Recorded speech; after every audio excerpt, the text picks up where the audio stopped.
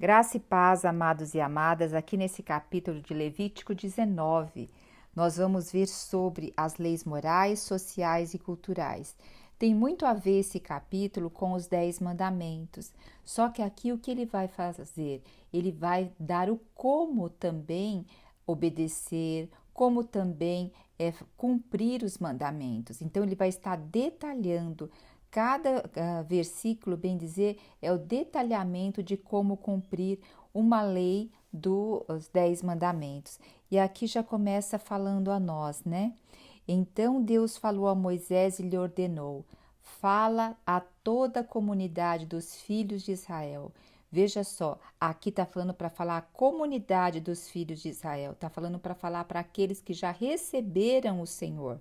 Porque a partir do momento que nós recebemos o Senhor, nós saímos do império das trevas e fomos transferidos para o reino do Filho do seu amor. Então, essa palavra é para quem tem o Senhor, porque aqueles que são apenas criatura, eles estão sujeitos às leis do império das trevas, às leis da sociedade. Nós também estamos sujeitos às leis da sociedade, mas acima de tudo, as leis de Deus estão gravadas no nosso coração. E nós vamos ver no decorrer aqui qual é o resumo da lei do Senhor. É amar a Deus sobre todas as coisas, de todo o nosso coração, de toda a nossa alma e de todo o nosso entendimento. E a segunda, amar o nosso próximo como a nós mesmos. Então aqui nós estamos falando o quê? Do amor. Amor é relacionamento. Primeiro, adorar só um único Deus. Não diz nem para ser ateu e nem para ser politeísta, diz para adorar um único Deus. Então, o ateu também tem a sua condenação por não adorar o Deus verdadeiro. E aqui nós estamos, essa palavra para a comunidade de Israel, é para nós. E ele diz assim, logo no versículo 2, que é a tônica desse capítulo. Tu lhe dirás, sede santos, sede separados, porque eu, Yahvé, vosso Deus, o Senhor, sou santo. Veja que interessante, os outros povos tinham as leis morais e sociais e culturais deles, e até tinham povos que tinham leis culturais elevadas. Contudo, eles não tinham um Deus que falava que era santo, que se ficava no meio deles e falava que queria uma separação do povo. Inclusive, quando nós vamos lá na mitologia grega, a gente vê aquele monte de deuses lá na mitologia grega e é um Deus brigando com o outro. Um por causa da mulher do outro, por causa disso. Então, olha que padrão os deuses gregos têm de brigar por coisas de mulher, brigar por coisas que um ganha uma herança maior que outra. Então veja só, o nosso Deus é santo. Então a natureza do Senhor, ele está transferindo para nós, para ser um povo separado. E aqui no versículo 3 ele diz, começa dizendo, cada um de vós respeitará sua mãe, seu pai, e guardai os meus sábados, eu sou o Senhor vosso Deus. E no versículo 4 vai falar sobre ídolos. Não voltei para ídolos e não fundir deuses de metal. Interessante que aqui nós vemos primeiro vindo o quê? A respeito do pai e mãe. Ou melhor, da mãe e do pai, ainda vem trocado aqui. O que isso nos faz lembrar? Se um ser humano, se um cristão não consegue nem respeitar, honrar a mãe e o pai e a mãe, que são a sua autoridade, como ele vai cumprir todos os restos dos mandamentos? Não tem como cumprir o restante dos mandamentos, porque o princípio de autoridade já está dentro da casa, de cada família. Se não tem esse princípio de autoridade, de submissão, de respeito, de honra, os outros mandamentos acabam se tornando anulados, porque a natureza interna não está o que? Propensa a obedecer e a honrar. Interessante que aqui ele fala primeiro respeitar a sua mãe. Eu assim, nos outros versículos fala sobre respeitar pai e mãe, aqui fala mãe. O que me chama a atenção aqui é que a criança, nos primeiros anos de vida, ela fica mais com a presença do pai ou com a presença da mãe? Com a presença da mãe, né? Tende desde a hora da amamentação, de trocar uma fralda, o quê? Na amamentação tá pele com pele. A criança foi gerada dentro do ventre da mulher. E ali ela já recebe o quê? A nutrição que a mulher recebe, as emoções que a mulher recebe, e depois no peito, pele com pele, e dentro de casa. Então, as mulheres, elas têm que começar a colocar esses princípios para as crianças, porque geralmente a mulher fala assim: "Ah, quando seu pai chegar, você vai ver o que vai acontecer". Então aqui está alertando para os filhos respeitar as mães e, por um outro lado, as mães colocar limite. Tinha um autor, se não me engano, em Samitiba, dizia assim: quem educa coloca limite, ou melhor, quem ama põe limite. Então, hoje, as crianças têm dificuldade de limites, adultos têm dificuldade de limites, por quê? Lá na sua infância também não foi ensinado a esperar, não foi ensinado a ter limites. Então, o princípio de tudo começa dentro do lar, desde o princípio de conhecer a Deus, honrar a Deus e também o princípio de ter limites, saber esperar e honrar e amar o próximo. E aqui vai em seguida dizendo, né? Guardai os meus sábados.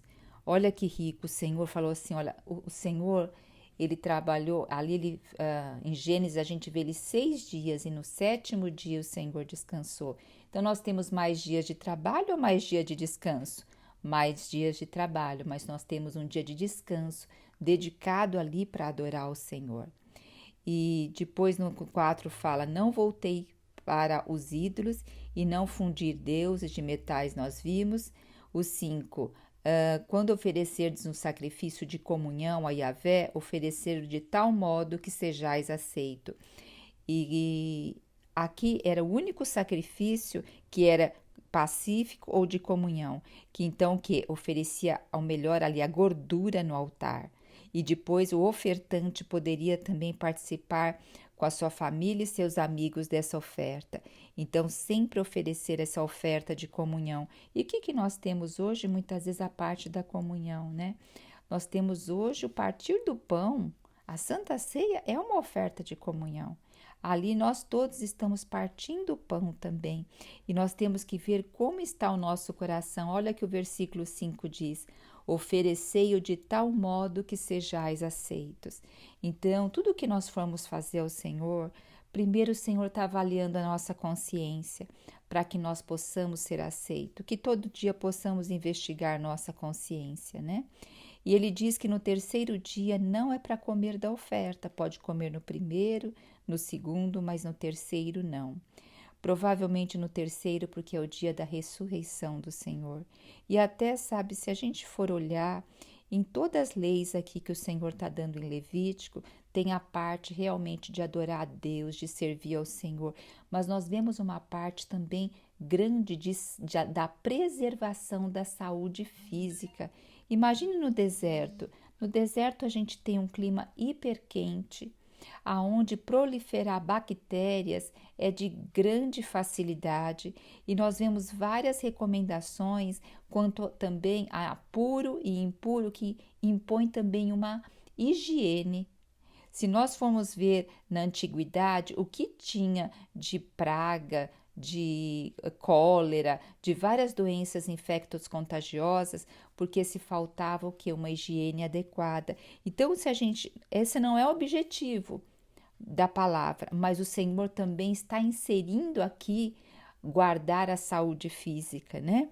Porque eles não tinham conhecimento antigamente de tudo isso, das bactérias, dos vírus, dos micróbios, né?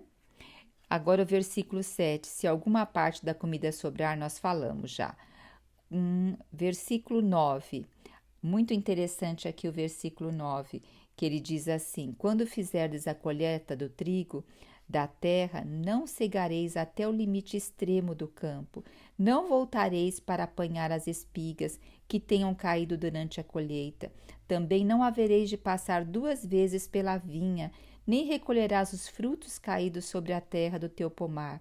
Tu deixarás para o pobre, para o estrangeiro. Eu sou Yahvé, vosso Deus. Então está dizendo aqui, pensar também naqueles que estão desprovidos. Se você é aquele que tem maior provisão, que tem um campo, então na hora de fazer a colheita, o que cair no chão você não vai pegar, você não vai passar a segunda colheita passando o que não foi pego, você vai deixar para aqueles necessitados. Então hoje o Senhor também nos ensina isso, né?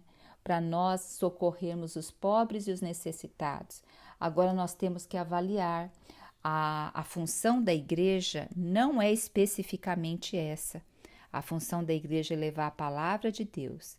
Contudo, também a igreja faz ajuda sim aos necessitados. Só que, por um outro lado, ela tem que avaliar quais os necessitados que serão ajudados. Porque a própria palavra do Senhor diz o quê? Que aquele que não trabalha, que não coma. Tem vezes que a pessoa realmente não arranja trabalho, mas tem vezes também que ela não se dispõe a qualquer trabalho. Então, a igreja também tem que avaliar isso. E a palavra de Deus fala muito o quê? Sobre as viúvas, sobre os órfãos.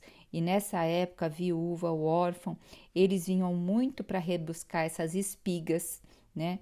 E nós vemos isso até lá no livro de Ruth, que Ruth conheceu Boaz ali no campo porque ela pegava as espigas que caíam para sua alimentação e da sua nora, né?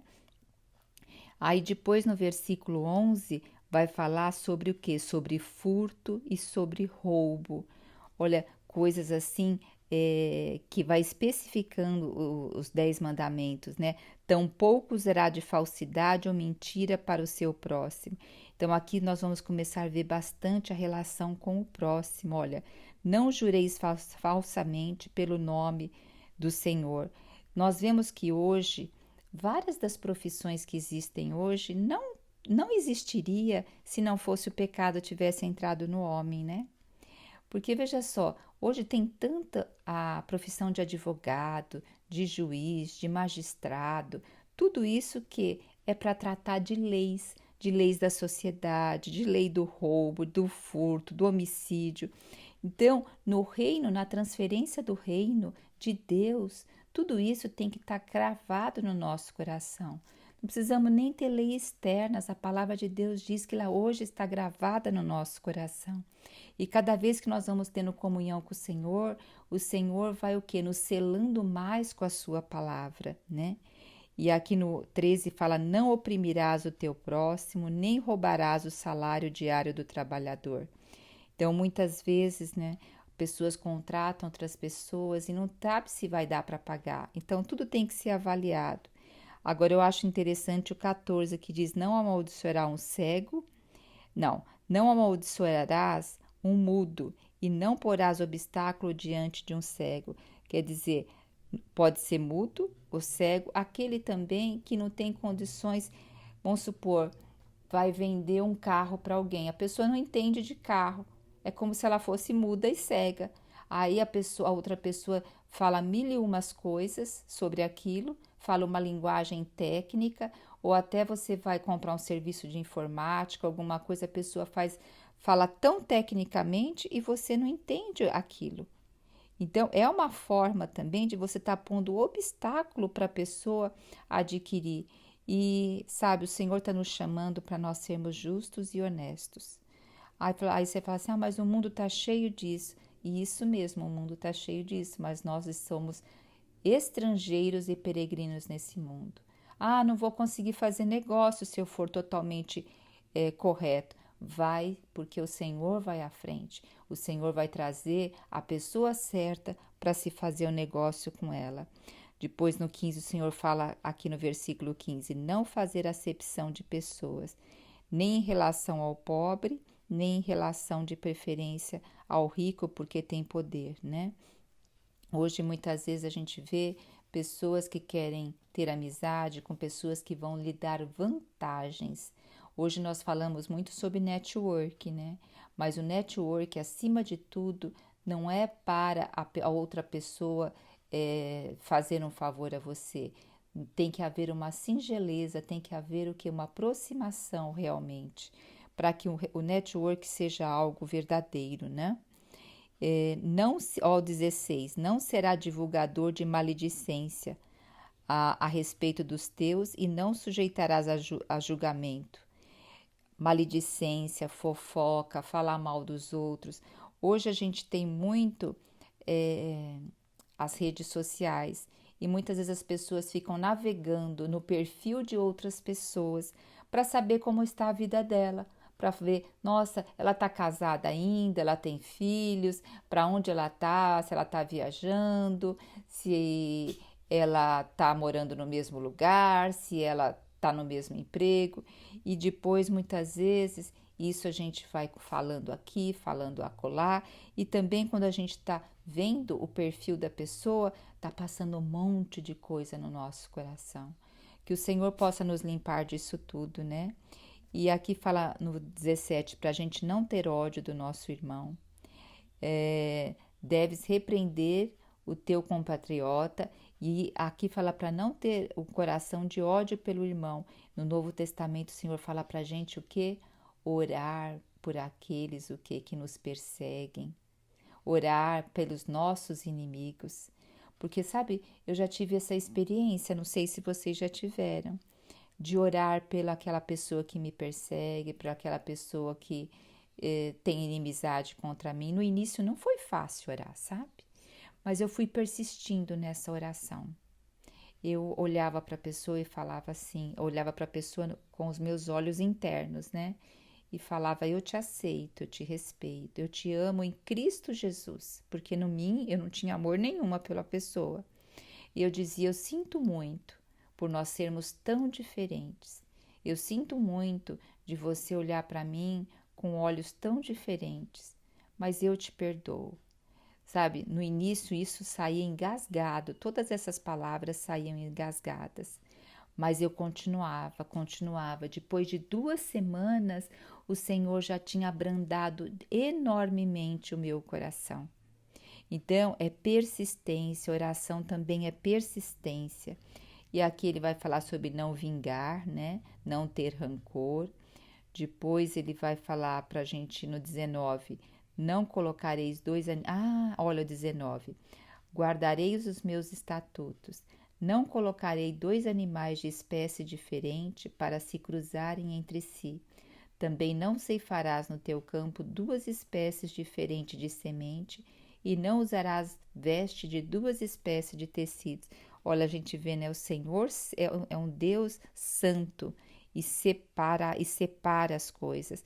Lá na criação, nós já vemos, né, que o Senhor separou que as águas de cima, as águas de baixo, separou a luz das trevas, e ele fez cada animal segundo a sua espécie, fez cada plantação segundo a sua espécie. E nós somos segundo a espécie de Deus, mas sabe que espécie? A imagem e semelhança de Deus. E o Senhor fez homem e mulher. O Senhor não fez homem, mulher, mulher. Ele fez homem e mulher, ele fez um casal.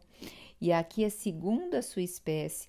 Hoje nós vemos, nossa, quantas assim uniões de espécie tem, né? Cachorro, então, o que eles já cruzaram cachorros e cachorros diferentes. Por isso que hoje existem N raças de cachorro, de gato, de sementes. Eles assim fazem aquela, eu não sei o nome correto que diz, mas pegam as sementes em laboratório, as sementes transgênicas, alimentos transgênicos.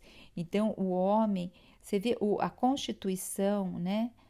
Cada vez que o homem evolui mais intelectualmente, mais ele se aparta da simplicidade e do amor devidos a Cristo e da pureza devido a Cristo. Você percebe quanto mais se evolui, mais o que sai fora dos princípios. Porque se deseja um país onde seja um país que não tenha as leis que nós temos hoje?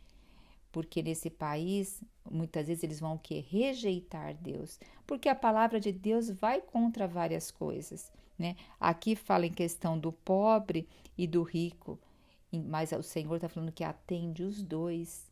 E o rico tem que favorecer no sentido da sua colheita, também não ter prestígio nem por um nem por outro, o Senhor fazendo acepção de pessoas.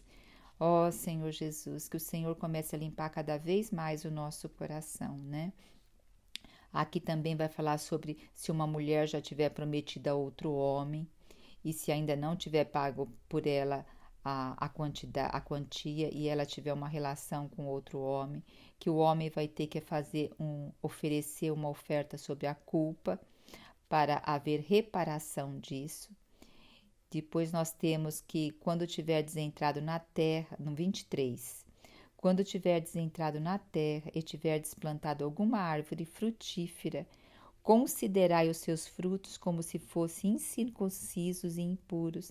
Durante 3 anos serão para vós como algo proibido e, portanto, não se comerá deles. No 4º ano, os frutos serão consagrados ao Senhor, serão sagrados em uma festa de louvor ao Senhor. No 5º ano, podereis comer de todos os seus frutos e recolher para vós mesmos o seu produto. Assim as árvores produzirão cada vez mais. Eu sou o Eterno, o vosso Deus. Me chamou muita atenção aqui sobre a parte dos frutos, né? Quando plantasse, quando fosse dar frutos. Primeiro, olha, saber esperar. Saber o quê? Aqui a ordenança do Senhor e agradecer depois ao Senhor. Hoje, ninguém mais espera nada, né? Assim, tudo é de imediato, ainda mais por causa da internet. Passa uma mensagem no WhatsApp, já deseja que o outro responda rápido. E aqui o Senhor mostrando, né?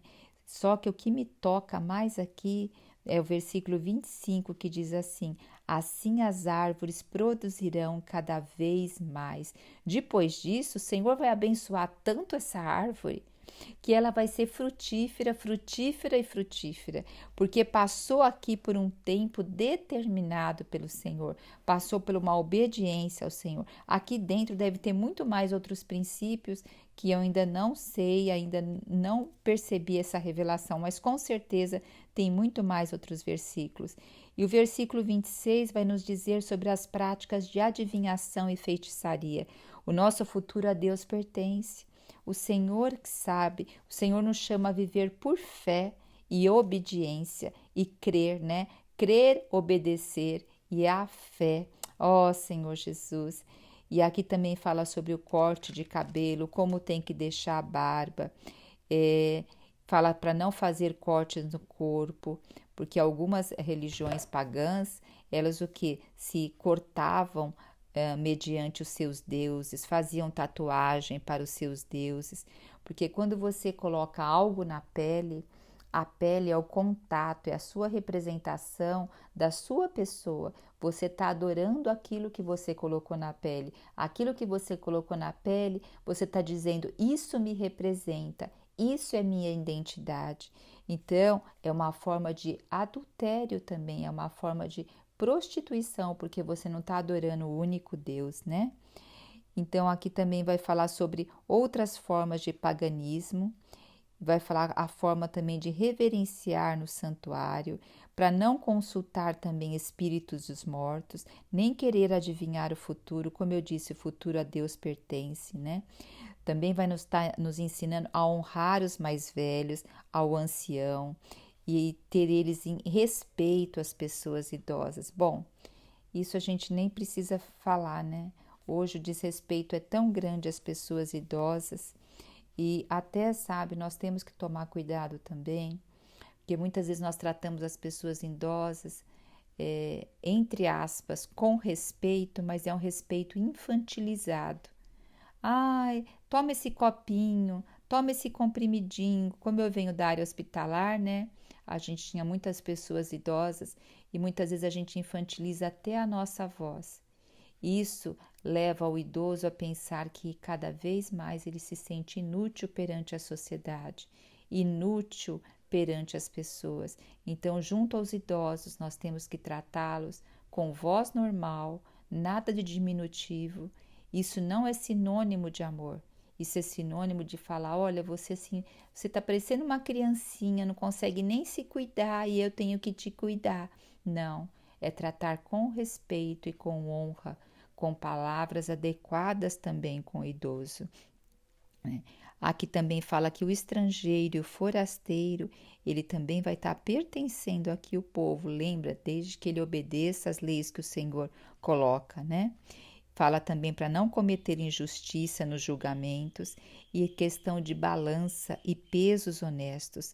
Na hora que for vender algo, cobrar um preço justo.